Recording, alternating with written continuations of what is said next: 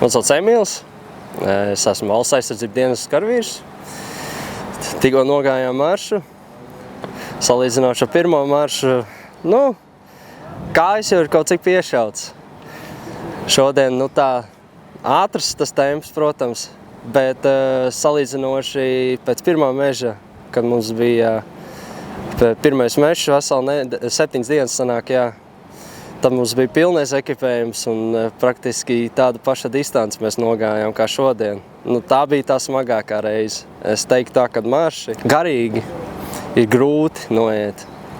Galvenais ir vienkārši turēt galvā, kad var to noiet un pa lielam viss būs kārtībā. Man personīgi, kas man palīdz maršā, ir noturēt kaut cik to elpošanas ritmu.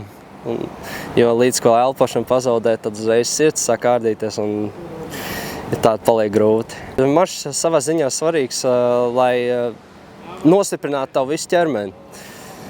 Jo maršs ir tas, kas man, tīpaši, ja ir kaut kāds grūts maršs, tas man no rīta liek pamosties tā, kad ir tāds sajūta, ka bijis pilns ķermeņa treniņš. Es iespējams, ka palikšu. Es iespējams, ka līgumu parakstīšu. Tāda dzīves izvēle. Bet turpmākie 11 mēneši, līdz tiem 11 mēnešiem, kad būs izpildīti, nav jau daudz palicis. Mums salīdzinoši, mums sanāk nākamnedēļ ir jau nākošais 2. līmeņa mežs. Mums 2. līmenis beidzās, ja es nemaldos, oktobrī. Un pa lielam pēc tam mums ir specializācija, ko es jau gaidu. Es personīgi būšu haubicu šofers. Es tā ceru. Vismaz es tā teicu, ka vēlos. Bet, pa lielam ir tā, kad, kā es pārunās teicu komandieriem, ēst ir, gulēt ir, kur galvenais klausīt pavēles, pašam būs vieglāk.